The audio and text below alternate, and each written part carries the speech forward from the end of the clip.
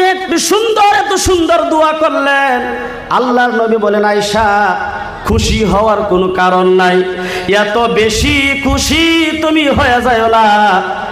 যে দোয়াটা তুমি আমাকে করার কারণে বলছো আমি দোয়া করেছি, তুমি যদি আমাকে না বলতা তাহলে তোমার জন্য আমি দোয়া করতাম না। আয়েশা রে তুমি বলছো তাই আমি দোয়া করেছি, কিন্তু আমি আমার গুনাহগার উম্মতের কারণে সব সময় প্রত্যেক দিন নামাজ পড়ে সালাম ফিরায়া আমি নবী সর্বপ্রথম এই দোয়াটা আমি প্রত্যেক দিন আমার উম্মতের জন্য করে থাকি। সুবহানাল্লাহ। বন্ধুগণ, মদিনা শরীফের যুগে বিশ্বনবী যখন মদিনায় ছিলেন, আল্লাহ রাসূল সাল্লাল্লাহু আলাইহি ওয়াসাল্লাম একদিন মদিনার মাধ্যমে 3 দিনের জন্য হারায়া গেছে। হযরতে আবু বকর সিদ্দিক রাদিয়াল্লাহু আনহু তালাশ করতেছেন নবী কোথায়, নবী কোথায়, 3 দিন হয়ে গেছে।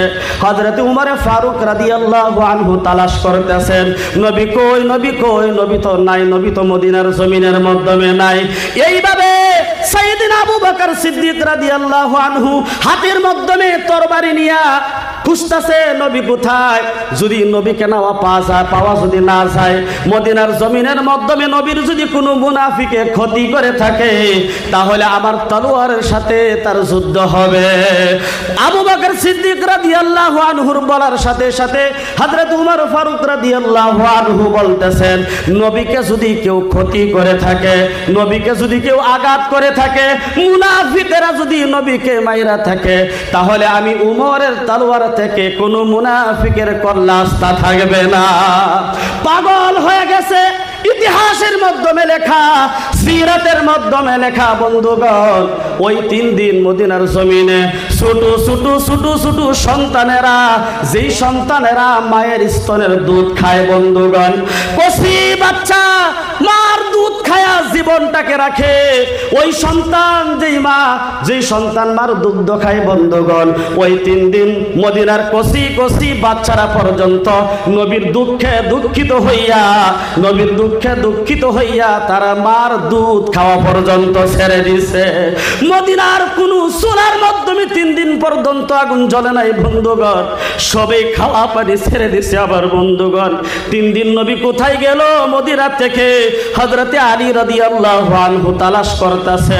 বন্ধুগণ, একমাত্র আপনাদের মহব্বতে, আপনাদের ভালোবাসায় বিশ্ব নবী মুহাম্মদুর রাসূলুল্লাহ সাল্লাল্লাহু আলাইহি ওয়াসাল্লাম, ইতিহাসের মাধ্যমে লেখা, সবাই যখন এইভাবে তালাশ করতেছে নবী নাই, হযরতে আবু বকর সিদ্দিক রাদিয়াল্লাহু আনহু রাস্তা দিয়া পাহাড়ের নিরিবিলি জায়গায় নির্জনে যাওয়া আরম্ভ করে গেছে।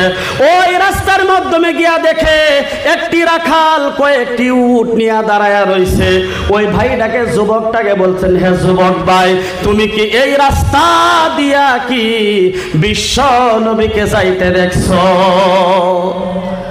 যুবক বলতেছে, তোমরা কে? তোমাদেরকে তো আমি চিনি না, নবীকে তো আমি চিনি না। সাইয়েদনা হযরত আবু বকর সিদ্দিক রাদিয়াল্লাহু আনহু বলতেছেন, ভাই আবু বকর, ভাই উমর, যাও দেখি নবী কোথায় গেছে, তালাশ করি আমরা। ওই যুবকটা বলতেছে, হে দুইজন ভাই, যুবক ভাই, দাঁড়াও, একটু দাঁড়াও, শোনো, আমি তোমার নবীকে আমি চিনি না, তোমাদেরকেও চিনি না, কিন্তু তোমাদের কাছে আমার একটা আবদার থাকলো, একটা বিচার তোমাদের কাছে আমি দেই, আমাকে তোমরা দুইজন মিলে একটু সাহায্য করো। বলে, কিসের সাহায্য করব? বলে, এই যে পাহাড়টা দেখতে পাইতেছো, বলে হ্যাঁ। বলে, ওই পাহাড়ের নিরিবিলি গুহার মাধ্যমে, ছেদ্রুর মাধ্যমে তাকায়া দেখো, পাহাড়ের গুহার মাধ্যমে একজন মানুষ সুন্দর, আসমানের চন্দ্র থেকে তাকে বেশি সুন্দর দেখা যায়। ওই মানুষটা সেজদার মাধ্যমে গিয়া উম্মতি উম্মতি উম্মতি বলে কাঁদতেছে। আজকে 3টা দিন পার হয়ে গেছে। ও যুবক ভাই, শুনো, তোমাদেরকে আমি আবদার করি, একটু শুনো। ওই পাহাড়ের গুহার মাধ্যমে যে মানুষটা সাজদারত হইয়া উম্মতি উম্মতি 3 দিন হয়ে গেছে কাঁদতেছে। এই যে দেখো আমার হাতের মাধ্যমে উট খিনা নিয়ে আমি দাঁড়ায় রইছি, উটের রশিগুলো আমার হাতের মাধ্যমে কত জবরদস্তি হিসাবে আমি ধমক দেই, ঘাস খা ঘাস খা, খানা খা খানা খা। আজকে 3টা দিন পার হয়ে গেছে বন্ধুগণ, ওই 3টা দিন পর্যন্ত এই উটগুলা ঘাসের মাধ্যমে মুখ লাগাই না। ওই মানুষটা সাজদা থেকে যদি মাথা না উঠায় আমার উটগুলো এইভাবে না খায়া মারা যাবে, আমার মালিক আমাকে জবাবদিহি করবে। একটু মেহেরবানি করে ওই মানুষটাকে 2 জনে ধরে সাজদা থেকে মাথাটা উঠাইবার চেষ্টা করো। হযরত আবু বকর সিদ্দিক রাদিয়াল্লাহু আনহু বলেন, ভাই উমর, নবীকে পায়া গেছি একমাত্র সাজদায় পড়ে উম্মতের কারণে কাঁদতে পারে, বিশ্ব নবী ছাড়া আর কেউ হতে পারে না।